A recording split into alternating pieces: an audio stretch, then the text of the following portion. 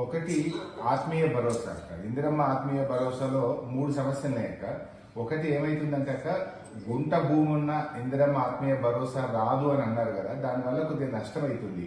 SC ST బీసీలకు ఏమైతుందంటే 5 గుంటలు 10 గుంటలు ఉంటుంది అక్క. 5 గుంటలు ఉంటే రైతు భరోసా కింద వాళ్ళకు 750 వానకాలం, 750 యాసంగి 1500 రూపాయలు వస్తుంది. ఆ 5 గుంటలు లేకపోతే 12,000 వస్తుంది. సో 10 గుంటలు ఉంటే 3,000 వస్తుంది, 20 గుంటలు ఉంటే 6,000 వస్తుంది.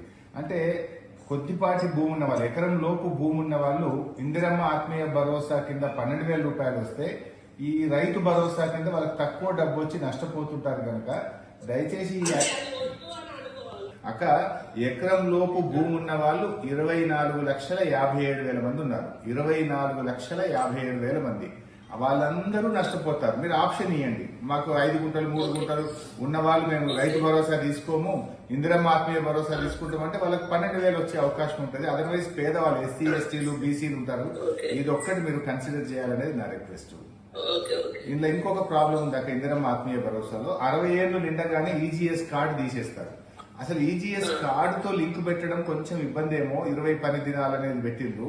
నిజంగా ఊర్లో గ్రామసభ పెట్టి మీరు వ్యవసాయ కూలియా కాదా, కూలి చేస్తేనే ఇవ్వండి. కానీ ఈజీఎస్ కార్డు లింక్ పెట్టడం వల్ల 60 ఏళ్ళు దాటగానే ఈజీఎస్ కార్డు తీసేస్తారు. ఒకటి 20 పని దినాలు అనడం వల్ల కొంత ఫిల్టర్ అయిపోతున్నారు. ముఖ్యంగా ఎకరం లోపు భూమి ఉన్న వాళ్ళు, ఈ 3 అంశాల మీద దయచేసి మీరు కొంత క్లారిటీ ఇవ్వండి.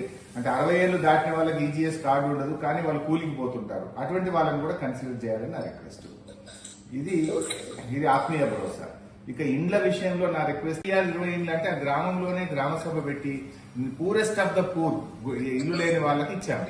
ఇప్పుడు మీరు అట్లా చేస్తారా, లేదు ఇన్ఛార్జ్ మంత్రిగా మీరు ఫైనల్ చేస్తారా అనేది ఒకటి కన్ఫ్యూజన్ ఉంది. అదొకటి క్లారిటీ ఇవ్వండి దయచేసి ఇండ్ల విషయంలో. ఇప్పటి వరకు అయితే మాకు వచ్చిన ఇన్ఫర్మేషన్